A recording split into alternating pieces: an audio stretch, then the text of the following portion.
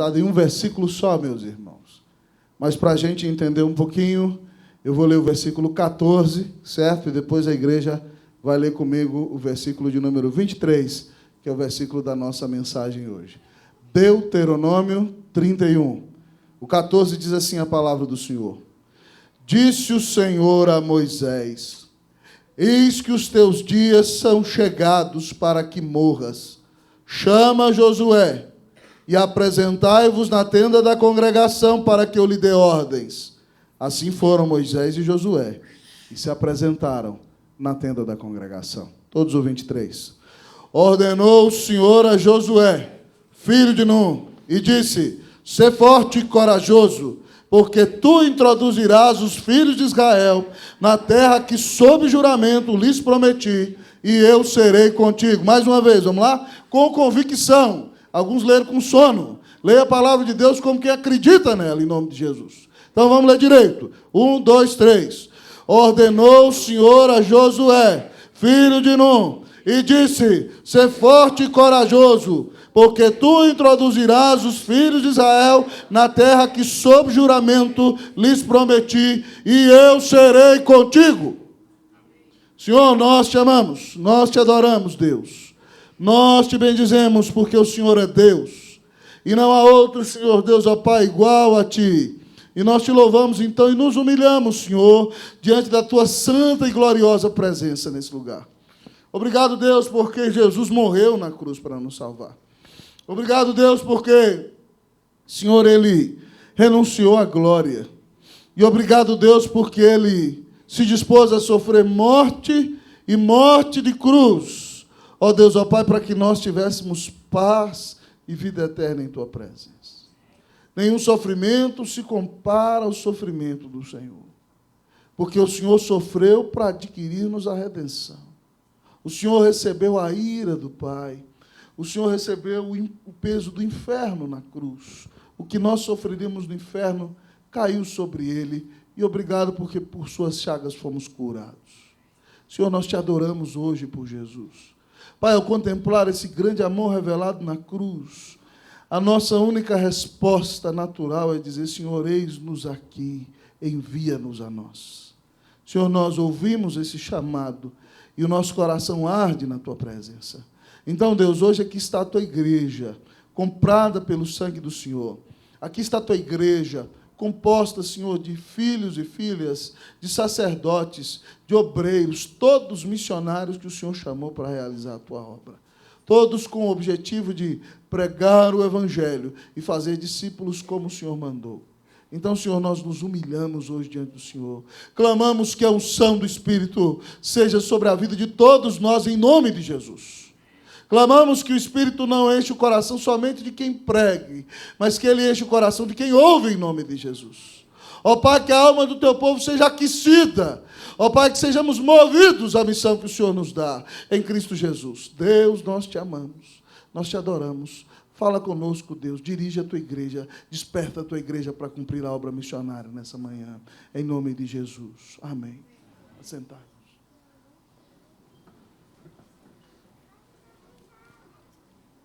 Queridos irmãos e irmãs, o Senhor disse em Marcos 8,34 que se alguém quer vir após mim, negue-se a si mesmo, tome a sua cruz e siga-me. Todo mundo gosta da salvação. Todo mundo gosta de fazer parte da igreja. Todo mundo gosta de ouvir boas palavras, adorar o Senhor, participar da escola dominical. Mas uma característica que está unida, amados irmãos, de maneira inseparável ao nosso chamado como cristãos é o sofrimento. Paulo diz em 2 Timóteo 3,12 que todo aquele que quiser viver piedosamente em Cristo Jesus será perseguido. Se você é fiel a Deus, o mundo não vai entender a sua conduta. Se você é fiel a Deus e prega o Evangelho, pessoas vão se ofender quando você anunciar a palavra. Se você é fiel a Deus e vive uma vida piedosa, o mundo vai resistir ao seu estilo de viver, o inferno vai lutar contra você e a sua própria natureza pecaminosa tentará se opor a você no cumprimento da missão. Mas, irmãos, quando as perseguições vierem, Como o apóstolo Paulo diz em Filipenses 1:29, a nós não foi dada somente a graça de crermos em Cristo Jesus, mas também de padecermos por Ele. Quem é do Senhor, quem ama o Senhor, vai sofrer por causa do Senhor e vai entender que é um privilégio dar a vida por amor daquele que deu a vida por nós. Não tem jeito, irmão, o sacrifício está ligado à missão. Todo mundo que entra no rebanho do Senhor, é discípulo do Senhor, se envolve no trabalho do Senhor, vai ter que se sacrificar, vai ter que se doar, vai ter que estar aberto a enfrentar luta, angústia e, algumas vezes, até perseguição. E nesse texto que eu leio com você, Deus está chamando Josué para assumir o seu lugar na missão. No versículo de número 14, Deus fala com Moisés para ir à tenda da congregação junto com Josué. Deus já disse a Moisés que ele não verá a terra prometida. Ele vai subir ao Monte Nebo, que fica na cadeia das montanhas de Abarim, na terra de Moabe, e de lá ele verá toda a terra, e o Senhor vai ceifar a sua vida, e ninguém saberá onde ele foi sepultado, para que não haja idolatria. Mas a palavra do Senhor é muito clara. Quem vai levar o povo à terra é Josué. E por isso, então, meus amigos e irmãos, a palavra nos diz que o Senhor entra naquele lugar levando Moisés e Josué, e eles entram na tenda da congregação. Onde estava Israel? Olhando, irmãos, como todos ficavam na porta da tenda. E ali a nuvem desceu naquele lugar. E Deus deu as últimas instruções a Moisés. E aí, então, no final daquelas instruções, o nosso versículo de número 23 diz o seguinte: ordenou o Senhor a Josué, filho de Num, e disse: "Sê forte e corajoso, porque tu introduzirás os filhos de Israel na terra que sob juramento lhes prometi, e eu serei contigo." O Senhor dá uma grande missão a Josué, de introduzir o povo, desapossar as nações, conduzir a guerra. Sacrifício, luta, angústia, choro haverá certamente. Muita perseguição. Mas o Senhor está com Josué no cumprimento da missão. O que o Senhor nos revela aqui, amados irmãos, é o seguinte: que nós devemos ter coragem e confiança em qualquer situação, porque o Senhor está conosco no cumprimento da missão. Aqui o texto nos apresenta nessa manhã as motivações, certo, para a obra missionária.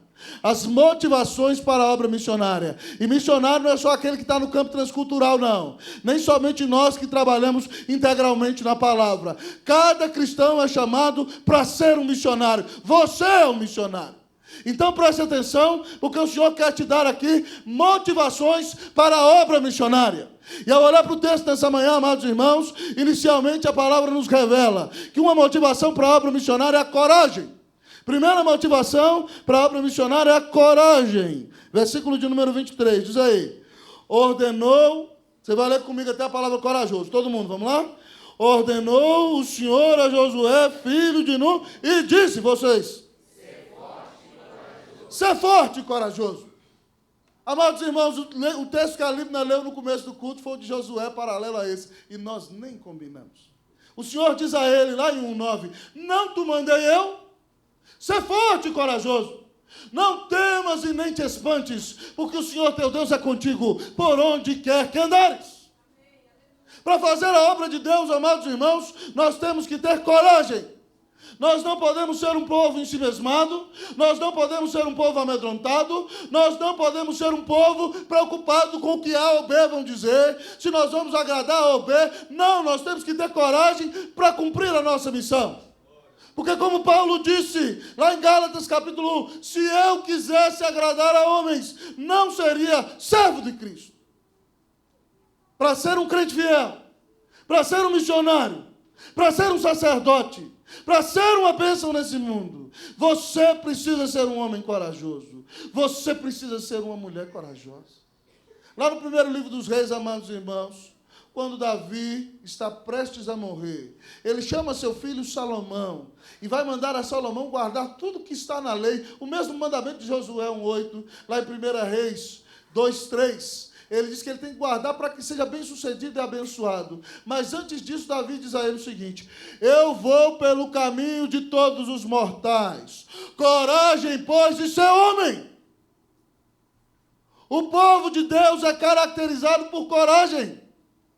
Nós não temos medo do inferno, porque o nosso Senhor domina sobre tudo.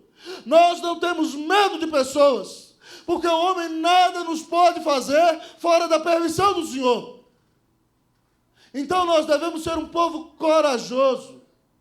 Irmãos, eu gosto muito lá daquele texto de Isaías 41:10. Isaías 41:10. Abra a Bíblia comigo aí. Isaías 41:10. Nós vamos ler esse texto, ele é muito bonito. Isaías 41:10. Nós vamos ler numa só voz, porque é uma promessa de Deus para mim e para você, que vamos realizar a obra missionária para a glória e honra do Senhor. Isaías 41:10. Isaías 41:10. Eu vou convidar a igreja para ler todos juntos comigo. Depois você volta lá para o texto de Deuteronômio.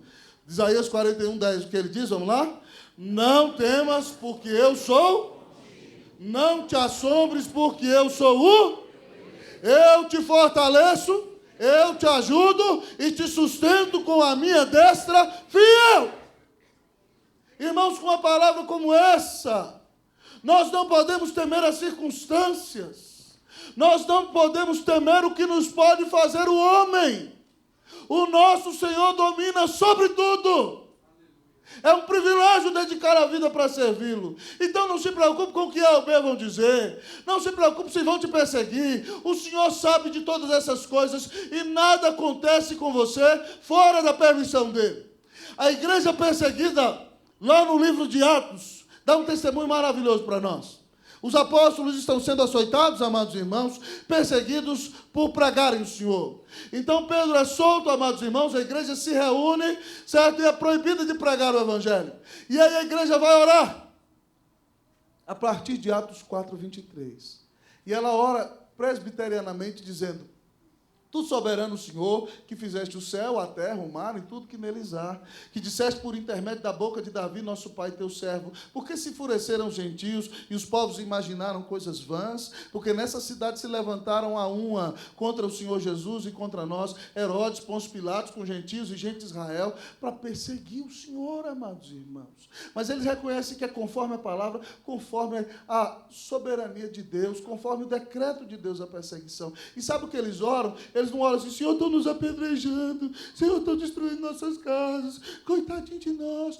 Eles oram assim, irmãos: Senhor, olha, pois, para as suas ameaças e concede-nos intrepidez, coragem, para que preguemos a tua palavra, enquanto realiza sinais e prodígios por intermédio do nome do teu santo servo Jesus. Eles oraram, a casa tremeu. E todos ficaram cheios do Espírito Santo e saíram com coragem, pregando a palavra de Deus. Nós precisamos, irmãos, dessa coragem. O Senhor nos manda ter coragem. Ele nos deu a sua palavra.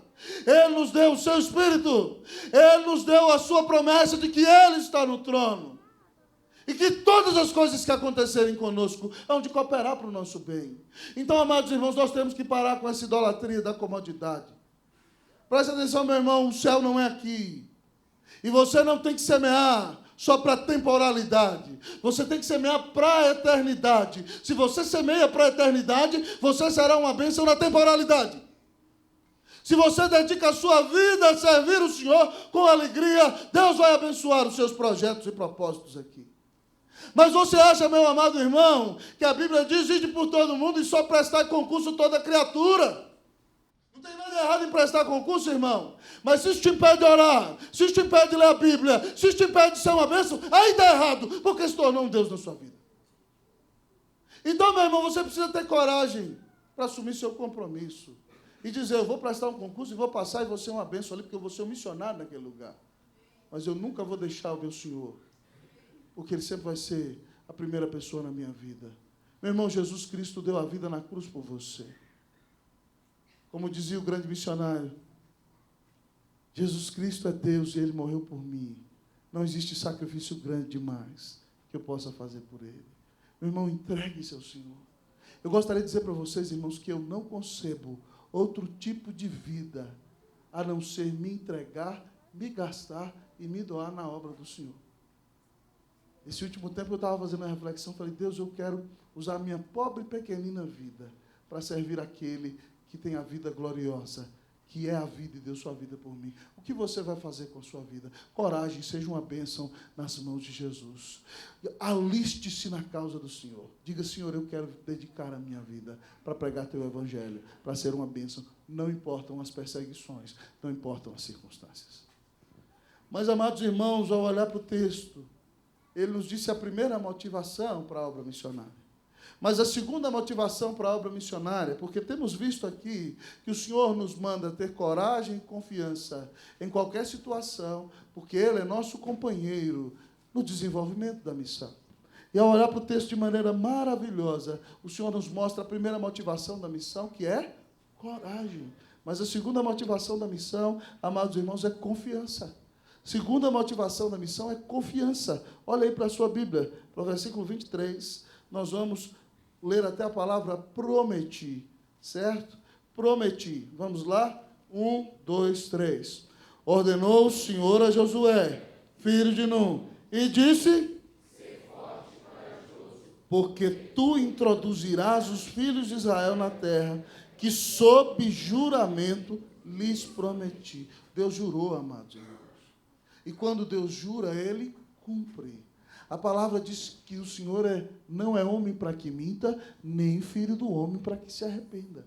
Ele disse, eu vou dar a terra para eles. Eu fiz um juramento e eu prometi.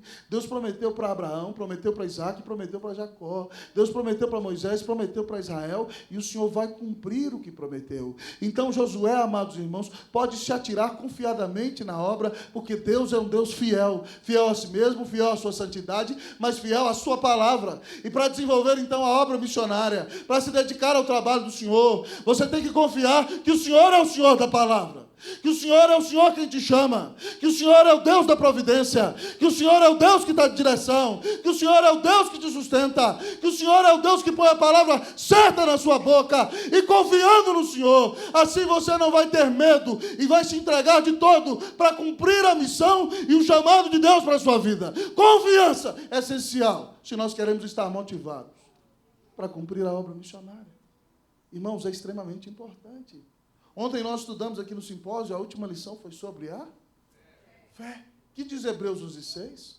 Ora, de fato, sem fé é impossível, porque é necessário que aquele que se aproxima de Deus creia que Ele existe e se torna o galardoador daqueles que o buscam.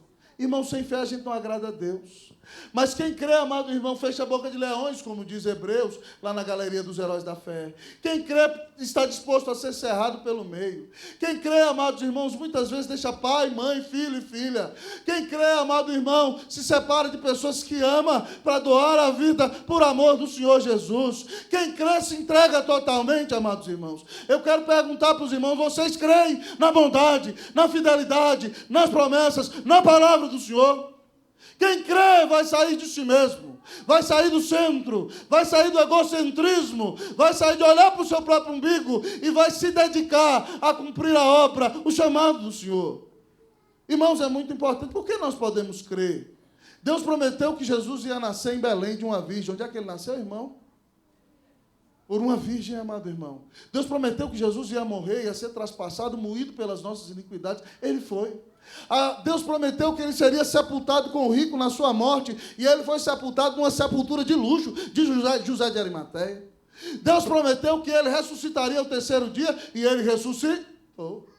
Deus prometeu que enviaria o Espírito Santo à igreja, e ele o enviou. Deus é fiel. Deus, amados irmãos, promete que vai estar conosco todos os dias, que vai nos abençoar, que vai nos sustentar. Deus promete, irmão, que vai usar a pregação da palavra para chamar os seus eleitos a si. Paulo disse, eu plantei, Apolo regou, mas o crescimento veio de Deus. Irmãos, nós temos que crer para realizar a obra de Deus. Quem crê não realiza a obra de Deus. Só quem crê, amado irmão, abre a boca e prega. Só quem crê que Deus pode, amados irmãos, converter os seus eleitos é que vai abrir a boca e pregar para a glória e honra do Senhor. Eu já contei para vocês aqui a história do grande ator inglês chamado Macready Garrick. Certa vez, Macready Garrick está fazendo um grande espetáculo em Londres. E do outro lado da rua tem uma igreja. E aí ele está fazendo o espetáculo lota, amados amigos e irmãos. No domingo à noite, a igreja está vazia. E o pastor foi indignado. Perguntaram a Macready Garrick por que o espetáculo está cheio e a igreja está vazia. E ele disse o seguinte: eu não entendo. Você prega mentira e as multidões te seguem. Eu prego a verdade e ninguém vai me escutar. Ele disse: simples, reverendo, porque o senhor prega a verdade como se ela fosse mentira, mas eu prego a mentira como se ela fosse verdade. Nós precisamos acreditar no que pregamos, irmão. Nós precisamos ter convicção. Certa vez nas ruas de Edimburgo, o filósofo deísta, o pai do deísmo, David Hume, gordinho, foi visto correndo, andando depressa, e alguém ouviu: mestre Hume, o que o senhor está fazendo correndo na rua? Ele diz: estou correndo porque vou ouvir George Whitefield pregar. Ele disse: mas você crê? Ele: não, eu não creio, mas ele crê.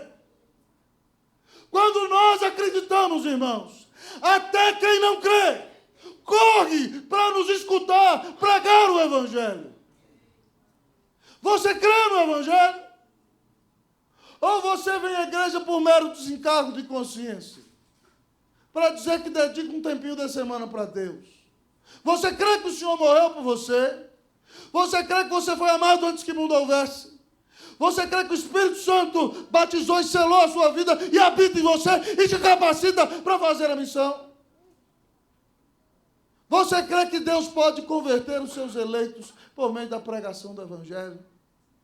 Irmão, só abre a boca quem crê. Paulo diz: eu criei, por isso é que falei. Você só pode pregar o Evangelho se você crê na bondade de Deus. E você não vai se importar com as circunstâncias. Se você crê que Deus é bom, que Ele te ama, que Ele cuida de você, você não vai fechar a sua boca. Você vai se entregar inteiramente, amado irmão, ao chamado de Deus, à obra missionária, a tudo aquilo que o Senhor colocou nas suas mãos. Coragem, meu irmão, creia no Senhor. Ele vai te abençoar no trabalho, em nome de Jesus. Você tem feito a obra missionária? Deixa eu lhe fazer uma pergunta. Você já foi perseguido alguma vez na sua vida por causa de Jesus? Se você não foi perseguido nenhuma vez na sua vida por causa de Jesus, a Bíblia diz que você não está vivendo piedosamente em Cristo. Você foi confrontado alguma vez por causa do nome de Jesus? Você teve que tomar uma postura firme e ser rejeitado diante dos homens alguma vez na sua vida porque você é de Jesus? Se você nunca levou nenhuma pedrada, nem sequer uma crítica, sua vida está muito boa. E você não está se dedicando totalmente ao Evangelho de Jesus. Meu irmão, o Senhor nos motiva hoje à missão. A primeira motivação é a coragem, porque Ele nos manda. A segunda motivação também é a confiança. Como temos visto, o Senhor disse que devemos ter coragem e confiança em qualquer situação, porque Ele nos acompanha do cumprimento da missão. E aqui nós vemos, então, a terceira motivação para a obra missionária. Primeira, coragem. Segundo, confiança. Eu podia até ter falado sobre os 3 Cs da missão, mas eu achei melhor falar sobre a motivação da obra missionária. A terceira é companheirismo. Certo? Primeira motivação é coragem. Vamos falar? Coragem. Segunda motivação, confiança. Terceiro, companheirismo. Olha aí para o texto, irmão bíblico. Nós vamos ler, eu vou ler uma vez, você lê a outra. Ordenou o Senhor a Josué, filho de Nun, e disse: sê forte e corajoso, porque tu introduzirás os filhos de Israel na terra que sob juramento lhes prometi. Eu serei contigo. Leia você o versículo todo, por favor.